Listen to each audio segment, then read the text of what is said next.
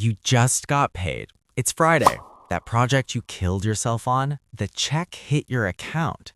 You feel that little surge, that reward. So you do what feels natural. You pay a bill or two, you think about transferring some to savings, but then you see it, that thing. The new jacket, the reservation at the hot new spot, the limited time upgrade for your gadget. You tell yourself, I earned this. You swipe. You feel good, powerful even. Fast forward to the 27th of the month. Your account looks thin. You're doing mental gymnastics with your groceries, you're postponing that oil change. And that savings transfer you thought about, it's not happening. Again. You're not broke, but you're not moving forward. You're on a treadmill. And that feeling from payday, it's a distant memory replaced by a low-grade buzz of anxiety. If that cycle sounds familiar, that short-term reward followed by long-term stress, raise your hand in the comments, because that's literally me, or at least it was. My name is Evan Welf, and I spend way too much time thinking about the perception of progress.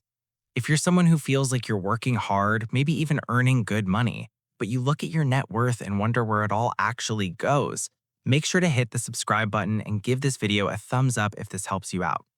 We live in a world that celebrates the flashy win, the moonshot, the viral success, and that has completely warped our understanding of how wealth is actually built. We think it looks impressive. We think it's complex, fast, and sexy. Here's the thing. Wealth is not built in the moments everyone sees. It's built in the thousands of boring, invisible decisions everyone ignores. Today, we're talking about the boring path. The habits that will never get you applause at a dinner party. The choices that, if you posted them online, would get 0 likes. Saving before you spend, eating simple meals, driving the functional car. These aren't sacrifices. They're the quiet, super-powered engines of long-term freedom. Look, let's challenge the biggest assumption right now, that building wealth requires a huge income or some legendary high-risk investment. It doesn't. It requires a gap. Your income minus your spending. That's it. And the most powerful way to create that gap is not by chasing a massive income first. It's by controlling your spending with boring consistency. Let's do some painfully simple math. Real numbers. Say you're 30 years old. You make a solid $75K a year. The impressive move, getting a $700 a month lease on a new German sedan. It looks the part, it feels like success. The boring move, buying a reliable $15,000 used car with cash, or having a tiny payment and investing the difference. Let's take that $700. Instead of sending it to the dealership, you invest it in a boring, low-cost S&P 500 index fund. Historical average return? Let's be conservative and say 8%. Not exciting, just consistent. By the time you are 60 years old, that single boring car decision, a decision you make once and then stop thinking about, is worth over $950,000. One decision, almost $1 million. Not from a stock tip, from choosing a Corolla over a BMW. This is what most people don't realize. The leverage isn't in the grand one-time gesture.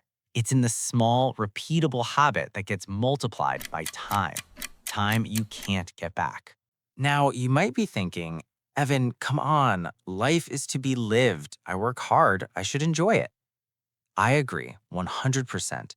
But this is where we have to get honest about our psychology. We are wired for instant gratification. Our brain's limbic system lights up when we get the new thing. It's a dopamine hit.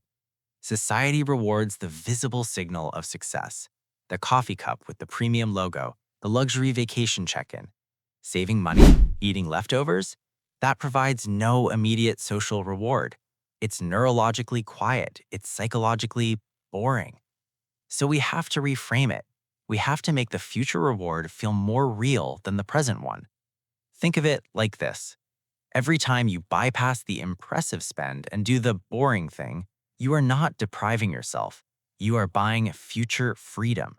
That $15 you don't spend on a fancy lunch salad, that's not just $15.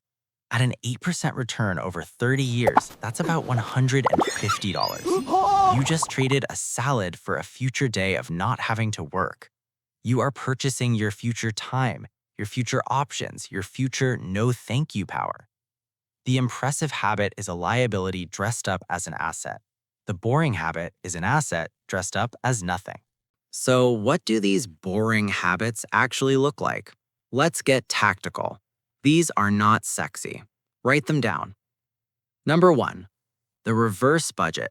Pay yourself first. Stop trying to save what's left over. There is never anything left over. The day your paycheck hits, before you pay a single bill, before you even think about spending, you automatically transfer a set percentage to your investment account. Start with 10%. Make it invisible. This is non-negotiable. Your life now adjusts to what remains. This one habit, more than any other, builds wealth. Number 2, the 1 degree of separation meal rule. You don't need to be a monk eating rice and beans, but for every impressive $40 restaurant meal, commit to 3 boring home-cooked meals that cost $5 or less to make. A sheet pan chicken and veggies, a big pot of chili, a simple pasta. The math is staggering. Save $35 on food 3 times a week. That's over $5,000 a year you can put to work. That's your freedom fund. Number 3, the 72-hour want list. See something you want? Cool. Put it on a list. Wait 72 hours. This disrupts the emotional purchase. 80% of the time, you'll forget about it. The 20% of the time you still want it? Fine.